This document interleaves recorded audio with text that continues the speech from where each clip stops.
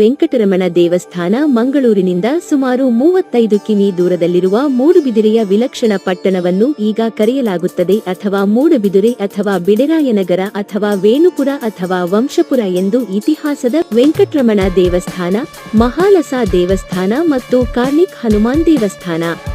ವೆಂಕಟರಮಣ ಮತ್ತು ಹನುಮಾನ್ ದೇವಾಲಯಗಳು ಪರಸ್ಪರ ಸಂಬಂಧ ಹೊಂದಿವೆ.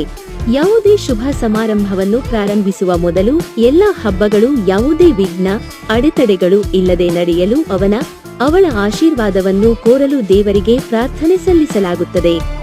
ಮೂಡಬಿದ್ರಿಯಲ್ಲಿ ಎಸ್ವಿಎನ್ಟಿ ದೇವಸ್ಥಾನದಲ್ಲಿ ಯಾವುದೇ ಉತ್ಸವಗಳನ್ನು ಪ್ರಾರಂಭಿಸುವ ಮೊದಲು ವೆಂಕಟರಮಣ ದೇವರಿಗೆ ಮಾತ್ರವಲ್ಲದೆ ಹನುಮಂತ ದೇವರಿಗೂ ಪ್ರಾರ್ಥನೆ ಸಲ್ಲಿಸಲಾಗುತ್ತದೆ.